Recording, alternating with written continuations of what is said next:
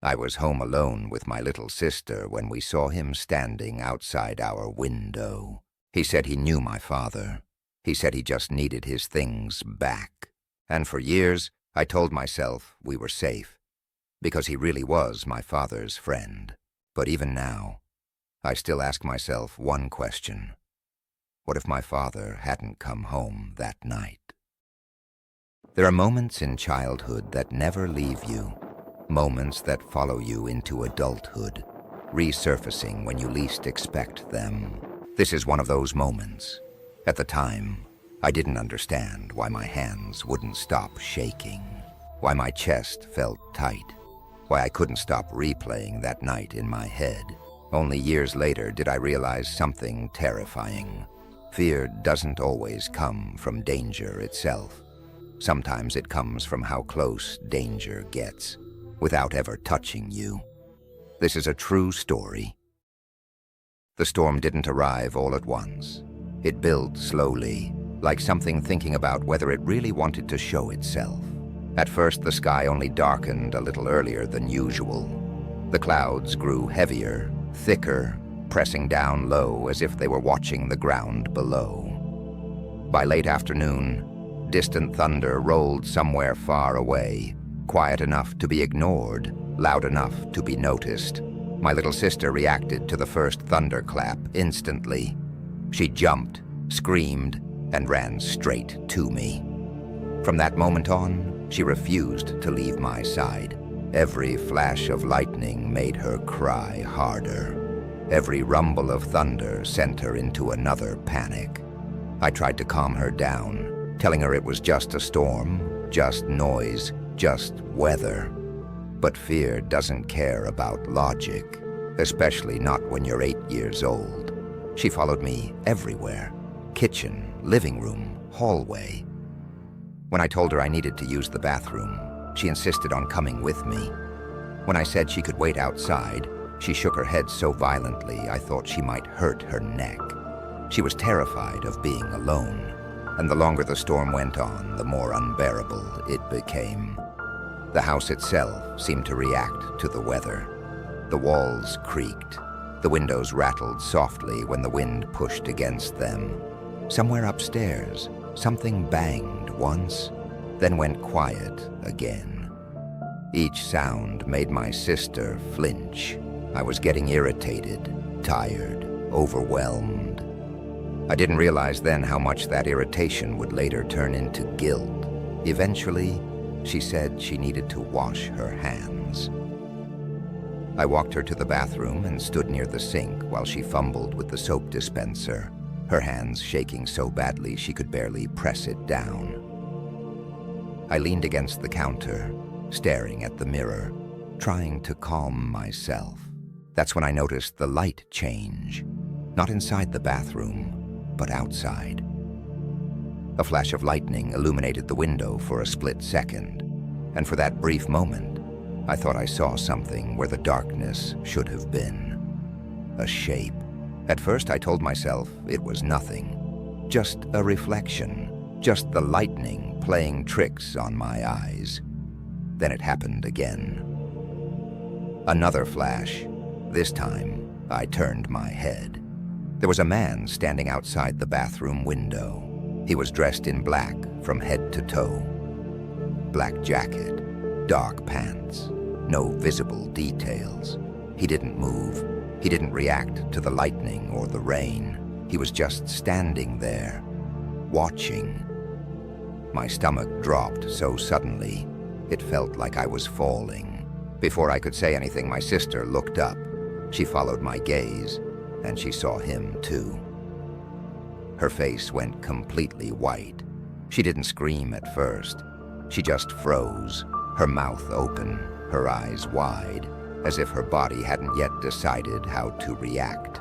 Then she started shaking. A quiet whimper escaped her throat, followed by a sharp inhale that turned into panicked sobbing.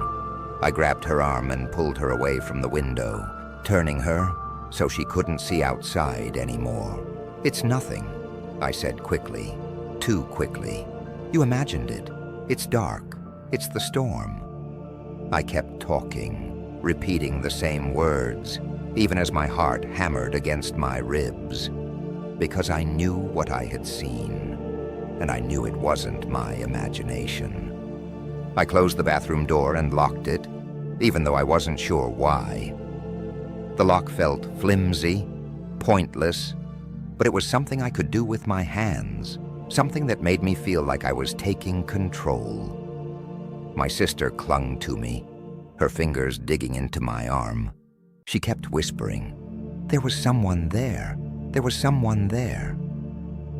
I didn't answer. I didn't trust my voice. After a few minutes, I convinced her to leave the bathroom with me. We went back into the hallway, then into the living room. I turned on every light I could reach. The house felt different now, but smaller, exposed. Every window seemed like a weakness. Every door felt too thin. My sister refused to sit down. She paced back and forth, looking over her shoulder every few seconds. I tried to distract her with television, but she didn't even glance at the screen. She kept asking the same question. "Did you see him too?" I told her no. I told her she was scared because of the storm. I told her everything was fine. I lied. Minutes passed. Maybe 10, maybe 20. The storm grew louder. Thunder cracked directly overhead now, sharp and violent. Rain hammered against the roof and windows, creating a constant noise that made it impossible to tell what was coming from outside and what was coming from inside the house. Then she said it, in a small, shaky voice. "He came to our house." The words sent a chill through me, because I knew she was right. Our house was the only one on that street. There was nowhere else he could be going. I told her to stay in the living room while I checked outside. She begged me not to. Her hands wrapped around my wrist, tight, desperate. I hesitated. Every instinct told me this was a bad idea. But another part of me, stubborn, scared, desperate to prove I was in control, needed to know. I needed to see him again. I told her to stay inside and not move. I told her I would be right back. Then I opened the front door. Cold air rushed in, carrying the smell of wet asphalt and rain-soaked earth. The street outside was empty, lit only by a single flickering streetlight farther down the road. I stepped onto the porch, and there he was, standing near the fence, closer than before. He was facing the house now, his body angled slightly toward me. I couldn't see his face clearly, but I knew he was looking directly at me. We stood there like that, staring at each other through the rain. He didn't wave. He didn't speak. He didn't move. The realization hit me slowly, sinking deep into my chest. He wasn't passing by. He wasn't lost. He was waiting. I went back inside and locked the door. My sister was exactly where I left her, curled up on the couch, her knees pulled to her chest. She looked at me with wide, pleading eyes. "He's still there, isn't he?" she asked. I didn't answer. That's when the doorbell rang, once. The sound echoed through the house, sharp and unnatural against the constant background of rain and thunder. My sister screamed. I grabbed her hand and pulled her toward the hallway away from the door. We stood there, pressed together, listening. The doorbell rang again, then a knock, firm, confident.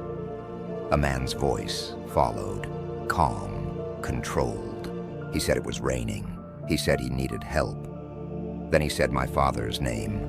Hearing that name from a stranger's mouth made my blood run cold. He said he was my father's friend. He said he had been at our house a few days ago and had accidentally left some of his things behind. He spoke like this was completely normal, like he belonged there. My sister started crying again, quietly this time, her face buried in my shoulder. I could feel her shaking, Every alarm in my body was screaming that something was wrong. But fear is complicated. We were alone. We were children. There was an adult outside, speaking calmly, using names, using familiarity.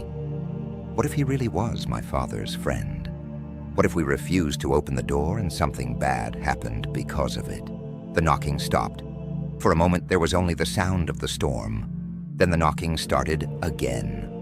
Louder, more impatient. I made the decision. I unlocked the door. The man stepped inside. Water dripped from his clothes onto the floor. He smelled like rain and something else, something cold and unfamiliar. He looked around slowly, his eyes moving across the hallway, the walls, the furniture. Too carefully. I told him my father wasn't home. He nodded, as if he already knew. He asked if he could go to my father's room to look for his things. I let him pass. As he walked down the hallway, my sister squeezed my hand so hard it hurt. The door to my father's bedroom closed. We stood there in silence. Then we heard drawers opening, wood scraping against wood, something shifting. Every sound felt amplified, echoing through the house. I watched the closed door, half expecting it to open again at any moment. My mind raced. What if he wasn't who he said he was? What if we had just let a stranger into our home? What if he decided we were a problem? I imagined him opening the door, walking back into the hallway, looking at us differently. I imagined all the things that could go wrong. My sister whispered my name, barely audible over the storm. "I'm scared," she said. I didn't know what to tell her. The house felt unbearably quiet now, like it was holding its breath. Then the doorbell rang again. I flinched so hard my heart seemed to stop. For a split second, I thought he had brought someone else with him. I moved toward the door, my legs weak. I opened it. It was my father, alive, real. Standing there, soaked from the rain, holding the forgotten wedding gift. Relief hit me so hard I almost collapsed. Before I could say anything, I whispered what we thought, that there was someone in his room. He looked confused. Then the bedroom door opened. The man stepped out, holding a few items in his hands. My father smiled. He greeted him by name. They talked like old friends. The man thanked us, and then he left. Because sometimes the scariest stories aren't about monsters. They're about how close we come to one without ever realizing it. Some stories don't end when the video does. If this one stayed with you, leave your thoughts below. And if you're ready for more stories like this, you know where to find them.